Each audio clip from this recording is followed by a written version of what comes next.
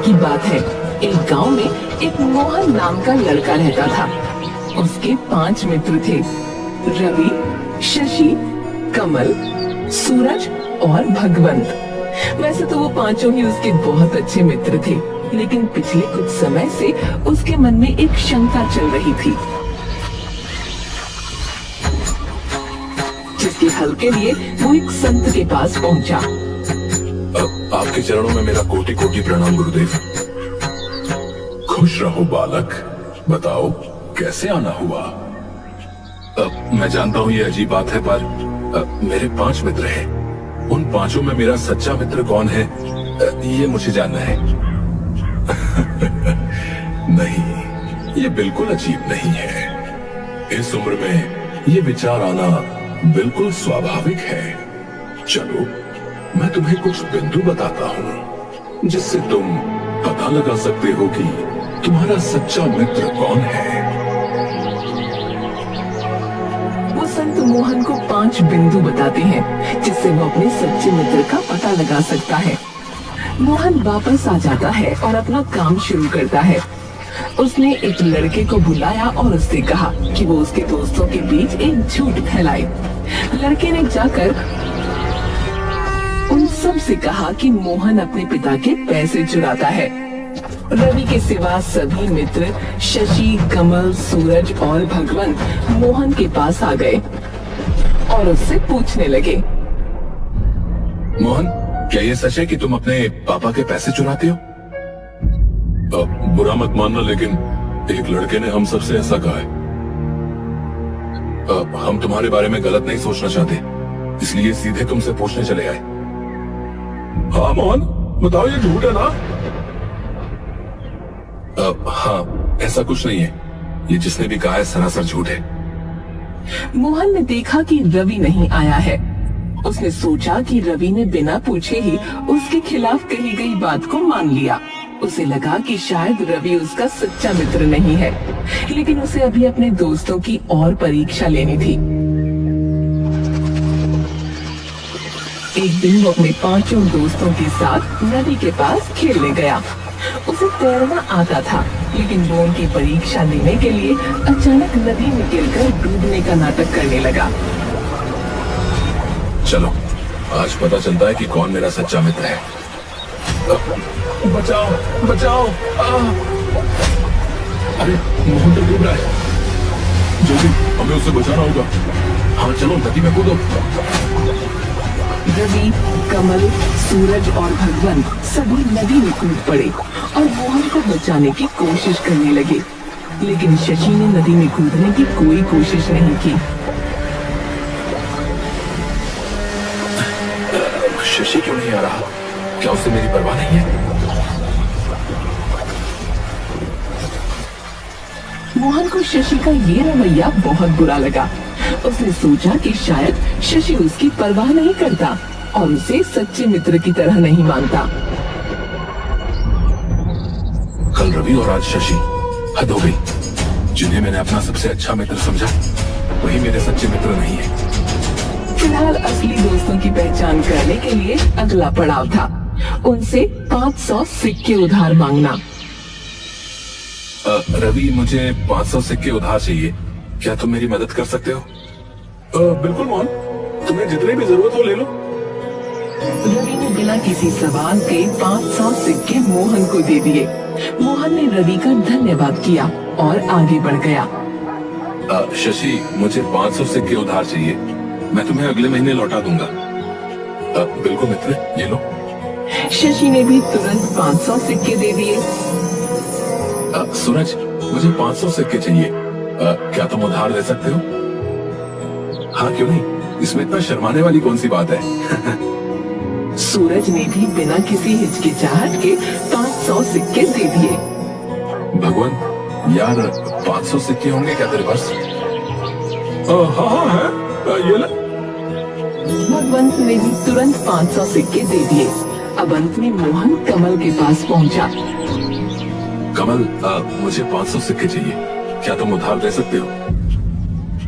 अब 500 तो नहीं, 50 है, ये रख लो। पर मुझे बहुत जरूरत है। लेकिन यार मेरे पास बस 50 ही है बस। मोहन को कमल की ये कंजूसी बहुत बुरी लगी।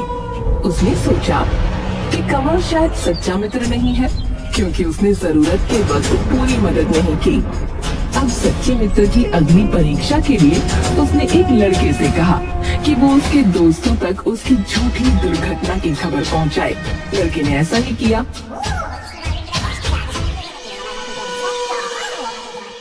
मोहन क्या हुआ? तुम ठीक तो हो? हमने सुना कि तुम सीढ़ियों से गिर पड़े। कैसे हो तुम? तुम्हें कुछ ज्यादा चोट तो नहीं आई?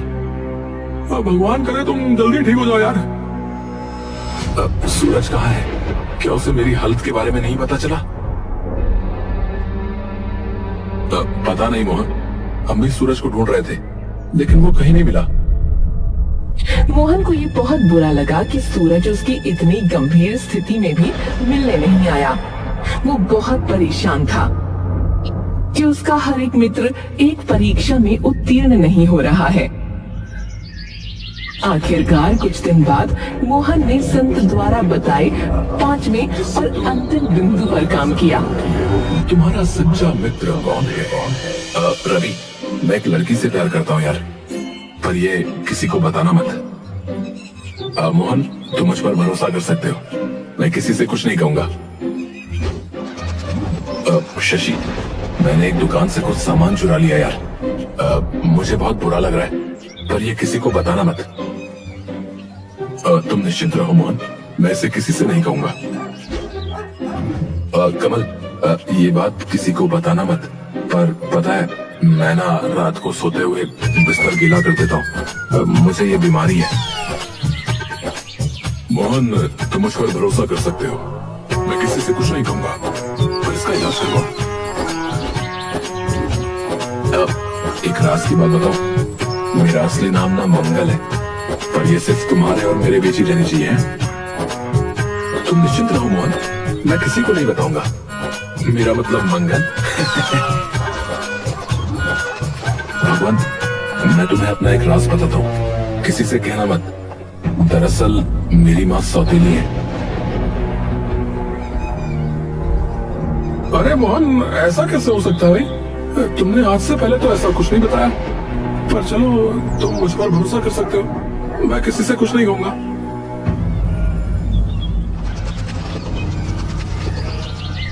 कुछ दिन बाद मोहन जब रास्ते से जा रहा था तो उसे एक लड़का मिला और वो बोला, क्या बात मोहन, सुना है तुम्हारी माँ सौतेली है? मोहन को बहुत बुरा लगा और उसे समझ आ गया कि भगवंत ने उसका राज खोल दिया। संत के बताए 5 बिंदु पूरे हो चुके थे, पर उसकी कुछ समझ में नहीं आया कि उसका सच्चा मित्र कौन है। इसलिए वो संत के पास पहुंचा और उन्हें पूरी बात बताई। आपके चरणों में मेरा कोटि कोटि प्रणाम। मैंने आपके बताए 5 बिंदुओं का पालन किया और अपने दोस्तों की परीक्षा ली, लेकिन हर एक परीक्षा में एक मित्र अनुत्तीर्ण हुआ। अब मैं कैसे पता लगाऊं कि मेरा सच्चा मित्र कौन है? कुछ समझ में नहीं आ रहा। संत कुछ बोल पाते उससे पहले ही मोहन के सभी मित्र वहां आ पहुंचे। हम बताते हैं कि सच्चा मित्र कौन है। अरे तुम सब यहाँ कैसे? हमें लग ही रहा था कि कुछ गड़बड़ है, इसीलिए हमने तुम्हारा पीछा किया। अब हम तुम्हारे मन की सारी शंकाएं दूर कर देंगे। अब वो लोग बताना शुरू करते हैं। मोहन, जब उस लड़के ने बताया कि तुम अपने पिताजी के पैसे चुराते हो, तो मैंने तुमसे आकर इसलिए नहीं पूछा क्योंकि मुझे यकीन था कि तुम ऐसा कर ही नहीं सकते। तो पूछकर तुम पर शक क्यों करूं? मोहन ये सुनकर शर्मिंदा हो गया। अब शशि ने मोहन से कहा,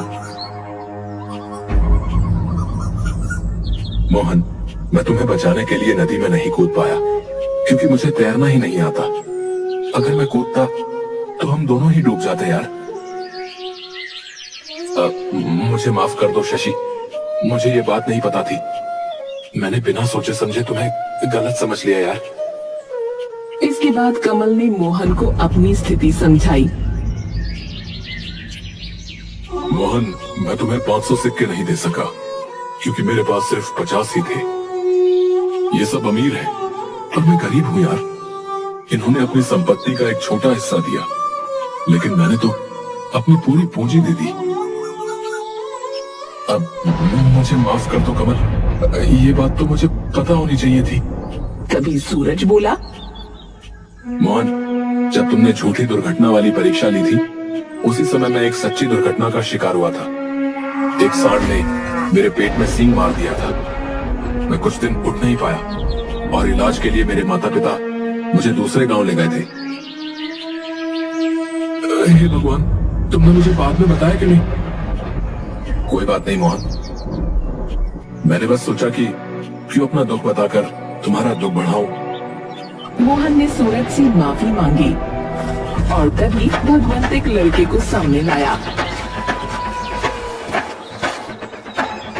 मोहन, ये वही लड़का है जिसने तुम्हारा राज सुना था।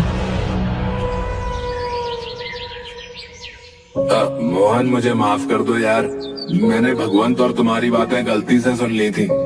भगवंत ने मुझे कुछ नहीं बताया था। अपने हिस्से की सच्चाई बताकर मोहन के सभी मित्र अपनी नाराजगी जाहिर करने लगे। मोहन, क्या तुम्हें हम पर भरोसा नहीं था? तुमने हमारी मित्रता पर शक क्यों किया? क्या तुमने कभी सोचा कि हमारे पास भी अपनी अपनी समस्याएं हो सकती हैं? मैंने तैरना नहीं सीखा, तो क्या मैं मित्रता के लायक नहीं हूं? मैंने अपनी पूरी पूंजी तुम्हें दे दी, फिर भी तुम्हें मेरी नीयत पर शक हुआ। वाह, मैं घायल था और दूसरे गांव में था, फिर भी तुमने मेरे बारे में गलत सोचा। तुम कुछ सकारात्मक भी सोच सकते थे। तुमने मेरे ऊपर भी शक किया। कम से कम पूछ तो लेते कि क्या मैंने वो बात बताई है किसी को? अब हम तुमसे पूछते हैं मोहन, क्या तुम हमारे सच्चे मित्र हो? मोहन कुछ नहीं बोल पाया। उसकी आंखों में शर्मिंदगी और पछतावे के आंसू थे। देखो मोहन, ये सभी तुम्हारे सच्चे मित्र हैं। कोई भी इंसान उत्तम नहीं होता, तुम भी नहीं हो। इंसान के जीवन में मुश्किलें आती रहती हैं, जिनकी वजह से वो हर समय हर कसौटी पर खरा नहीं उतर पाता। सच्ची मित्रता का मतलब सिर्फ कसौटियों पर खरा उतरना नहीं होता, बल्कि एक दूसरे को समझना और साथ देना होता है। आज ये सब अपनी परिस्थितियां तुम्हें समझाने आए हैं। यही निशानी है कि ये तुम्हारे सच्चे मित्र हैं और तुम्हारी शर्मिंदगी इस बात का सबूत है कि तुम इनके सच्चे मित्र हो। मोहन ने अपनी गलती का एहसास करते हुए अपने दोस्तों से माफी मांगी। मुझे माफ कर दो दोस्तों, मैंने तुम सबकी सच्ची मित्रता पर शक किया और तुम्हें गलत समझा। मैं बहुत शर्मिंदा हूँ यार। कोई बात नहीं मोहन, हम सब गलतियां करते हैं। सच्ची मित्रता में समझ और माफी दोनों होनी चाहिए। साधु महाराज की बात बिल्कुल सही है। कोई भी व्यक्ति उत्तम श्रेणी का नहीं होता। सबसे कभी न कभी गलती हो जाया करती है, या फिर परिस्थितियां ऐसी होती हैं कि इंसान साथ नहीं दे पाता। हमें एक दूसरे को माफ कर देना चाहिए। हम तुम्हें माफ करते हैं मोहन, और तुम हमें माफ कर दो। मित्रता का मतलब ही एक दूसरे पर विश्वास करना है। हमारी मित्रता पहले से भी मजबूत हो गई है। अब सब कुछ भूल जाओ, जो हो गया सो हो गया। मोहन को अपनी गलती का एहसास हुआ और उसने सच्ची मित्रता का मतलब समझा। सभी मित्र हंसते हुए एक दूसरे के साथ समय बिताने लगे। उनकी मित्रता अब पहले से भी ज्यादा मजबूत और गहरी हो गई थी।